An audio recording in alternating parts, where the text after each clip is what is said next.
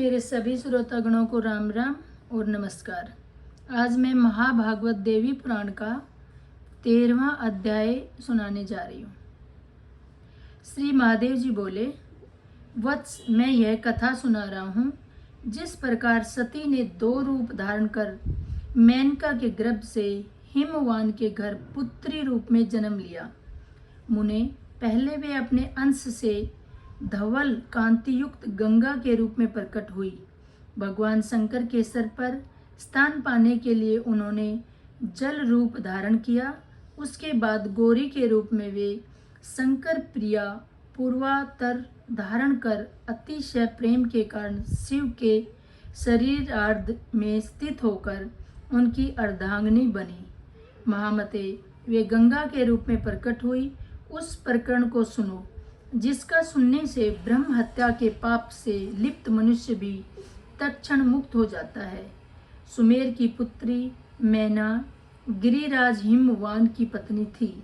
जगदम्बा ने उन्हें अपने अंश रूप से उनके यहाँ पुत्री रूप में जन्म लिया। सती गंगा रूप से मैना के गर्भ में आई और गिरिश्रेष्ठ हिमवान की पत्नी ने एक सुमुख स्वर्ग सुंदरी कन्या को जन्म दिया। बैसाख मास के शुक्ल पक्ष की तृतीया के दिन मध्याह्न में गौरव वर्ण सुंदर मुख कमल वाली गंगा प्रकट हुई।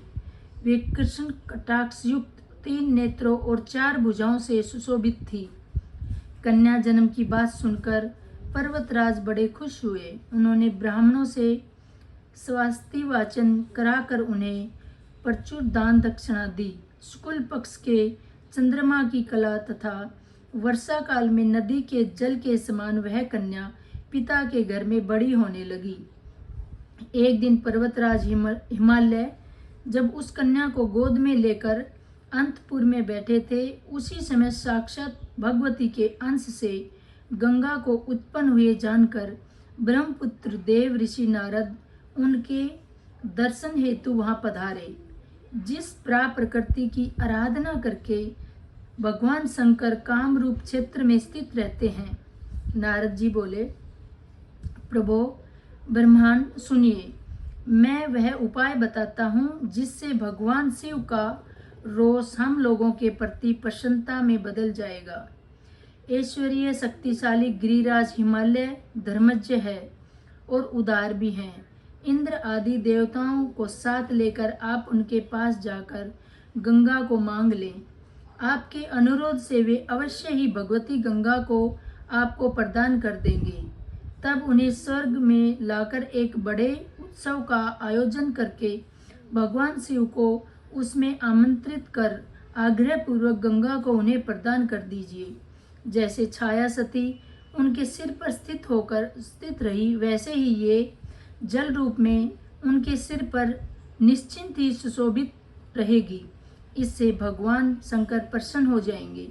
ब्रह्मा जी बोले, पुत्र तुम चिरंजीव हो, जैसे तुमने कहा वैसा करने से भगवान शंकर अवश्य प्रसन्न हो जाएंगे। अतः पुत्र तुम शीघ्रता पूर्वक इंद्र आदि देवों के पास जाकर उन्हें सारी बात बताकर मेरे पास आने का संदेश दे दो।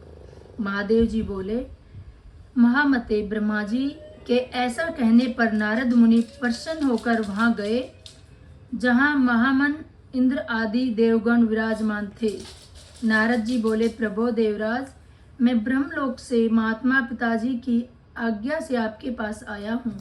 मृत्युलोक में हिमवान के गृह में साक्षात देवी सती ने पुत्री रूप से जन्म लिया। अपने आद्रा से महादेवी त्रिलोकी रूपाणी गंगा के रूप में आई है।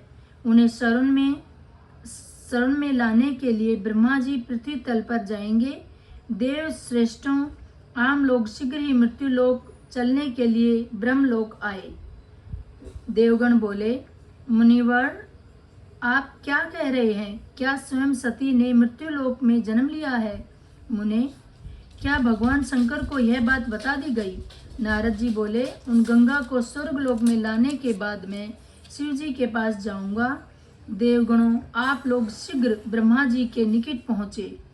महादेव जी बोले, तब देवगण तथास्तु कहकर ब्रह्मलोक पहुँचे और खुशी से विकसित मुख कमल वाले उन इंद्र देवगणों ने जगपति महात्मा ब्रह्मा जी को प्रणाम किया और हाथ जोड़कर पूछा, प्रभु हमारे लिए क्या आज्ञा है। ब्रह्मा जी बोले, महादेव सती हिमालय के घर में अपने अर्धास से गंगा रूप से जन्मी है, इसी प्रकार उमा भी वहाँ अवतार लेगी। उन ज्येष्ठ पुत्री गंगा को स्वर्ग में लाने के लिए हम लोग वहाँ चलेंगे।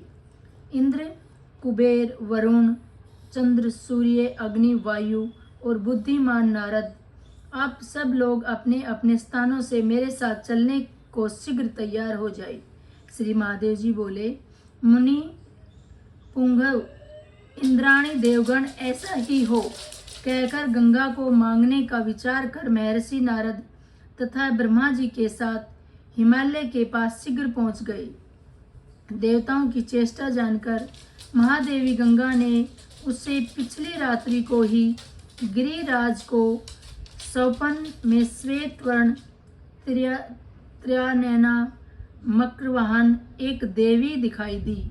वे सामने आकर बोले, पिताजी मैं आपकी पुत्री हूँ, एकमात्र मैं आधी धरती हूँ, प्रकृति हूँ, और मैं वही हूँ जिसका दक्ष प्रजापति की पुत्री सती रूप से पिता के यज्ञ से शरीर त्याग कर अपने पति शिव से वियोग हो गया था। शिव जी भी मेरे वियोग से दुखी होकर काम रूप क्षेत्र में रहने लगे। वे मुझे पत्नी रूप में फिर प्राप्त करने के लिए तप कर रहे हैं। आपने भी पुत्री रूप से मुझे पाने के लिए भक्ति पूर्वक मेरी आराधना की है, इसलिए मैं आपके अरदास में इस समय आपके घर में आई हूँ। अपने दूसरे अर्धवश से भी मैं आप ही की पुत्री बनूंगी। मुझे ले जाने के लिए ब्रह्मादि देवगण आपके पास प्रार्थना करने आएंगे। मैं उन देवताओं के साथ स्वर्ग चली जाऊंगी और उन महान देवताओं के द्वारा भगवान शंकर को दी जाने पर मैं पुण्य उन्हें पति रूप में प्राप्त कर लूंगी। पिताजी मेरे लिए आप मोहवश होकर कभी भी शोक न करें। पिताजी आपको ये बातें पहले ही इसलिए बता दी है जिससे आप ऐसा होने पर दुखी न हो मुने। गिरिराज से स्वप्न में ऐसा कहकर वे गंगा जी अंतर्ध्यान हो गई और तब हिमवान जग गए। उन्होंने गंगा जी की कही हुई सारी बातों पर विचार किया। गिरिराज को इस विषय में पहले जो मोह था वह दूर हो गया।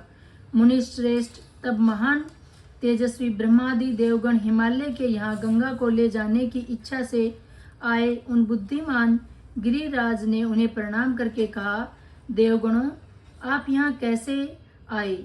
जो उचित हो वैसा आप मुझे कहिए। देवगण बोले, पर्वतराज सभी लोकों में दानी के रूप में आपकी कीर्ति गई जाती है गिरे। आज हम सभी आपके पास भिक्षा मांगने आए हैं। उनका ऐसा वचन सुनकर गिरिराज को स्वप्न में देखा सारा वृत्तांत याद आ गया कि नारद जी ने भी पूर्व में ऐसा ही कहा था। तब हिमालय ने कोई उत्तर नहीं दिया था। तदंतर मन में विचार कर गिरिराज ने देवताओं से यह कहा, देवगणों आप लोग तो त्रिलोक के स्वामी हैं, आप देवों को भिक्षा मांगने की क्या आवश्यकता हो गई? आप बताएं कि मैं आपको क्या प्रदान करूं? ब्रह्मा जी बोले, वत्स सुनो मैं बताता हूँ। जिस कारण सभी प्रकार के रत्नों से सुशोभित ये देवगण तुम्हारे पास आए हैं, प्रकृति ही स्वयं दक्ष प्रजापति की कन्या सती बनकर जन्मी थी। उन साध्वी ने त्रिवनपति भगवान शंकर का वरण किया था। गिरिश्रेष्ठ, दक्ष प्रजापति ने कुबुद्धि के कारण भगवान शंकर की निंदा में लीन रहते हुए द्वेष बुद्धि से एक महायज्ञ का आयोजन किया। उसमें इंद्रभूति सभी देवताओं को आमंत्रित किया, मुझे और विष्णु को भी बुलाया, किंतु महान मूर्खतावश सती और शिव को नहीं बुलाया। गिरे इस कारण महादेवी सती कुपित होकर स्वयं दक्ष के नगर को जाने के लिए उद्यत हुई। यद्यपि शिवजी ने उन्हें अनेक प्रकार से रोकने की चाहा, अपने विमुख से अभिमान से शिव जी ने ऐसा किया है। यह सोचकर सती ने भगवान शिव को अपराधी समझा और रूठ और क्रुद्ध होकर वह उन्हें छोड़कर दक्ष के घर को चली गई। दक्ष प्रजापति ने भी माया के विषुभूत होकर शिव की निंदा की। इसलिए सती ने अपराधी दक्ष और शिव दोनों को विमोहित कर और छोड़कर अपनी माया से मृत छाया शरीर धारण कर लिया। स्वयं में पूर्ण नित्य ब्रह्मा स्वरूपा अंतर्ध्यान हो गई। त्रिभुवनपति भगवान शिव दुख से व्याकुल होकर उस छाया सती को सिर पर लिए धरातल पर नृत्य करने लगे। उस तांडव से त्रिभुवन रसताल को जाने लगा। ऐसा देखकर देवताओं ने विष्णु से त्रिभुवन की रक्षा करने का प्रार्थना की। पर्वतराज परम पुरुष भगवान विष्णु ने चक्र से छाया सती के उस शरीर को धीरे धीरे काट दिया। परमेश्वर शिव उस देह के वियोग से दुखी होकर आज भी हमसे रूठे हुए हैं। वे ही भगवती दक्षाणी सती अब तुम्हारे घर में अपने अंश भाग से त्रिलोक श्री गंगा के रूप में आई है। वे भगवान शिव की पूर्व पत्नी है और उन्हें ही पुण्य प्राप्त करेंगी, परंतु भगवान शंकर हम लोगों से रुष्ट हो ही रह जाएंगे। अतः यदि आप कन्या को हमें दे दे तो हम इसे स्वर्गलोक ले जाकर एक महोत्सव कर आयोजन कर भगवान शंकर को समर्पित कर दें। इससे हमारे परम आनंद प्राप्त होगा। जो जगदम्बा अपने पूर्ण वश से आपकी दूसरी पुत्री के रूप में जन्मेगी, उन्हें आप स्वयं ही परमेश्वर सदाशिव को सदर समर्पित करेंगे। गिरे, इस कन्या को हमें दे दीजिए, हम इसे ले जाकर भगवान शंभु को समर्पित कर देंगे। हिमालय बोले, कन्या अपने पिता के घर में हमेशा के लिए तो रहती नहीं, वह तो दूसरों को देने के लिए ही होती है, अपनी नहीं होती। इस बात को मैं अच्छी तरह समझता हूँ, फिर भी गंगा के जाने का मेरे मन में असहनीय दुख होगा। श्री महादेव जी बोले, ऐसा कहकर महामती गिरिराज हिमालय गंगा की गोद में बिठाकर आंसू भरे नेत्रों से बहुविध रुदन करने लगे। तब गंगा जी बोली, पिताजी आप मेरे लिए दुखी न हो, मुझे ब्रह्मा जी को दे दो। अब मैं स्वर्ग जाऊंगी। मैं आपसे दूर नहीं हूँ और न ही आप मुझसे दूर है। आप भक्त हैं और मैं भक्ति से प्रणय हूँ, अतः आप मुझे सदा अपने निकट ही पाएंगे। पिता से ऐसा कहकर तथा उन्हें प्रणाम करके गिरिसूत गंगा भूतपति सदाशिव को पति रूप में प्राप्त करने के लिए ब्रह्मा जी के पास चली गई। इस प्रकार श्री महाभागवत पुराण के अंतर्गत श्री महादेव नारद स्वयं ने गंगा आगमन नामक 13वां अध्याय पूर्ण हुआ। नमस्कार।